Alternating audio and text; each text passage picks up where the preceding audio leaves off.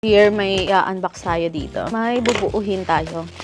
May ganito na ako, pero parang mas gusto ko din yung iba pang design. Ito yung mga binili ko, dear. Ito yung office yata, ito computer. Ay, ito, buuhin natin ito pag malapit na yung Christmas. Coffee shop. Itong coffee shop muna, yung gagawin natin ngayon. Tanggalin natin dito sa plastic. Meron tayong 2 sticker. At ito yung backdrop. Dito natin ididikit to. So, dear, gagawin na natin. And gustong-gusto ko talaga itong mga dikit-dikit na to. And yung sticker to, dear, tatanggalin nyo lang, tas ididikit sa may backdrop. Susundan nyo lang yung design sa likod para may guide kayo. Pero may nakikita ako na hindi nila nakikita yung guide sa likod, tas yun, nadikit na nila, natapos na nila. Pero, ang cute pa rin nung nagawa nila. So, bahala kayo kung anong gusto nyong gawin. Nakakawala ng stress at nakakalibang talaga. Yung kapag nag-overthink ka, medyo nababawasan kasi nabibusy yung utak mo, kakahanap kung ano yung ididikit. And iba-iba kasi to, medyo shuffle nga, dear. Kaya hanapin mo talaga.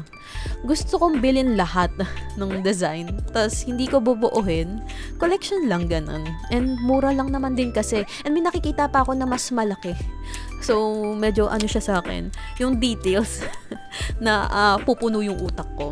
Siguro okay na sa akin yung mga gantong size lang. Cute-cute lang. Dear, kung gusto nyo rin ito, ilalagay ko dyan sa yellow basket.